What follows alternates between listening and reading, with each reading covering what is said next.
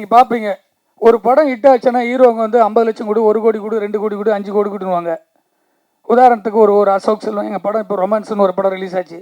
அந்த பக்கம் ரிலீஸ்க்கு அப்புறம் இப்போ 10 கோடின்னு சொன்னார். ரிலீஸ்க்கு முன்னாடி இப்போ 1 கோடி கொடுத்து கூட ஆள் இல்லை. ஆனால் ஏன் சொல்கிறேன்னா, கடுமையான உழைப்பை இனிகோ பிரபாகர் இந்த படத்தில் முழு மூச்சாக போட்டிருக்காரு. அந்த ஃபைட்லாம் நீங்கள் வந்து இந்த ஹீரோவை தவிர வேறு ஹீரோ வச்சு எடுத்தீங்கன்னா 25 நாள் எடுக்கணுங்க அந்த ஃபைட்டு. ஒரு ஃபைட் எடுத்திருக்காரு அந்த குரங்க கூட. தமிழ் சினிமாவில் அந்த ஃபைட் இருக்காது. அந்த மாஸ்டருக்கும் இந்த நடிகருடைய ஒத்துழைப்பு இல்லைன்னா அந்த ஃபைட்டு நீங்கள் வந்து ஒரு பெரிய சூப்பர் ஸ்டாருக்குனாக்கா விஜய் சாரோ இல்லை வேறு மிடில் இருக்கடோ விட்டுங்க எடுக்குன்னு நினச்சிங்கன்னா ஒரு 25 நாள் அந்த ஹீரோ 1 ஹவர் நடிச்சுட்டு கேரவனு போயிடுவாங்க. கேரவனு கிடையாது, எதுவுமே கிடையாது. 24 மணி நேரம் அந்த ஃபைட்டை ஒரு சாதாரண டிஷர்ட்டு போட்டுக்கிட்டு அங்கே ஸ்பாட்டில் நின்று ஹார்ட் ஒர்க் பண்ணி கொடுத்த ஒரு ஹீரோ. இது மாதிரி ஹீரோங்க தான் நம்ம தமிழ் சினிமாவில் உருவாக்கணும். ஹீரோலாம் எந்த ப்ரொடியூசருமே பயந்துட்டு வரலன்னா வராது. இப்படி மிருகங்களை வச்சு படங்கள் எடுத்தது தான் இன்றைக்கி ராமநாதன் சார்.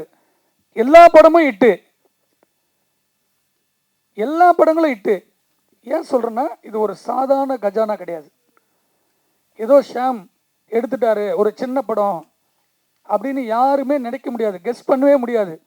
மாபெரும் தயாரிப்பாளர்களுக்கும் மாபெரும் விநியோகஸ்தருக்கும் திரையரங்க உரிமையாளருக்கு நான் வைக்கிற ஒரே ஒரு கோரிக்கை தான், நீங்கள் எதையெல்லாம் மாபெரும் படம் சொல்லி போனீங்களோ அந்த படங்கள் எல்லாம் ஒரே நாளில் ரிசல்ட் காணாமல் போகுது. எந்த படத்துக்காக சின்ன படத்தை ரிலீஸ் பண்ண முடியாது ரிலீஸ் பண்ண சொன்னீங்களோ, நேற்று ஒரு படம் ரிலீஸ் ஆகும், நான் சொல்ல விரும்பலை, இன்றைக்கி டேட்டே கொடுக்காத 3வது ஒரு படம் வந்தது, 70 சென்டர் தான். அந்த படம் இன்றைக்கி சூப்பர் ஹிட்டு. அதுக்கு நாளைக்கு பார்த்தீங்கன்னா 300 தேட்டர் ஆகும். 9ஆம் தேதி ரிலீஸ் ஆக போகிற படத்தில் பெரிய படம் கஜானா தான் 100 தேட்டர் கிடைக்குனாங்க. நான் கேட்காமே 200 தேட்டர் வரும். காரணம், ஒரு வெற்றி எது டிசைட் பண்ணுறதுனா பெருசு சின்ன கண்டென்ட்டு தான் டிசைட் பண்ணுது. அப்படிப்பட்ட கண்டென்ட் இந்த படத்தில் இருக்குது. ஒவ்வொரு மிருகத்துக்குள்ளே ஒரு கண்டென்ட் இருக்குது. அந்த மிருகங்கள்லாம் நீங்கள் பார்க்குற சாதாரண மிருகமாக இருக்கும், ஒட்டுமொத்த மிருகம் சேர்ந்தது தான் டைரக்டர் பிரபுதி ஷாமுவேல். ஒரிஜினல் மிருகம். அவருக்கு உள்ளுக்குள்ளுக்கு அந்த கோபத்தை, சினிமா மேலே இருக்க கோபத்தை அவர் எடுத்திருக்காரு. அதான் உண்மை. எல்லாருக்குள்ளே ஒரு இருக்குல்ல, ஒரு படம் பண்ணோம் சாதாரண டைரக்டர் ஆகும்னு நினைப்பாங்க. சில பேருக்கு அது ஒரு டிஃப்ரெண்ட் இருக்கும். அப்படி இந்த படம் எடுத்திருக்காங்க. இந்த மேடையில் இருக்கக்கூடிய அனைவருக்கும், விடுபட்டிருக்கக்கூடிய அனைவருக்கும், டெக்னீஷியன் நம்ம ரைட்டர் இருக்கார், ரொம்ப பிகினிங்லேருந்து அவர் வந்து கடுமையாக எழுதி, அவர் ரொம்ப பொறுமையாக உட்காந்து ஒவ்வொரு ரைட்டிங்கும் வந்து இதை பண்ணலாம் அதை பண்ணுவார். அப்படி ஒரு சிறந்தார். அவருடைய நண்பர் நல்ல ஒரு பிகினிங்கில் வந்து அந்த சேசிங்கில் ஓடி இருப்பார். இந்த மலையில் போவாதீங்கன்னு சொல்லிட்டு ஓடுவார் சந்திரநாயரோட. அந்த சந்திராயன் வந்து ஒரு 12 நிமிஷம் படத்தில் வந்து நீங்கள் எதிர்பார்க்கவே முடியாது. அவங்களுக்கு ஒரு நடிப்பை ஹார்ட் ஒர்க் பண்ணி கொடுத்துருக்காரு. இவங்கெல்லாம் இல்லையானா அந்த பெரிய படமாக, பெரிய நடிகர் அது உள்ளே போட்டுட்டீங்கன்னா இது சின்ன படமாயிடும்.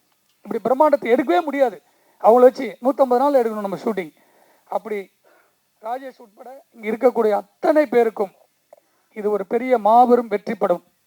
ஆடியன்ஸ் சொல்லுவாங்க. ஏன்னா படம் பார்க்கும்போது என்னங்க இது ஒரு சாதாரண படம் நினச்சேன், ஒரு 25 கோடி படம் கணக்காக இருக்குன்னு. மிருகத்தை செகண்ட் ஹாஃப் பார்க்கும்போது எல்லாருக்குமே தெரியும்.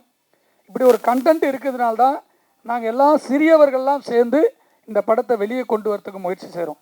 நான் அஜித் படத்தை ரிலீஸ் பண்ணுறதுக்கு போல் வருஷத்துக்கு மாதத்துக்கு 3 ஒரு படம்னா கூட 12 படம் ரிலீஸ் ஆகுதுன்னா விக்னேஷ் பேசிட்டு போனார் பாருங்கள். அவருடைய வழியை எத்தனை படங்கள் நடிச்சிருக்காரு. அவர் ஒரு படம் நடிச்சிருக்காரு, வேறு ஹீரோன்னா அந்த படத்தை 50 கோடின்னு சொன்னால் நம்புவாங்க. அவ்வளோ அளவுக்கு விஎஃப்எக்ஸ். படத்தை பார்த்துட்டு மிரண்டுட்டேன். இந்தியாவுக்கும் லண்டனுக்கு நடக்கிற வார் தான் கதை.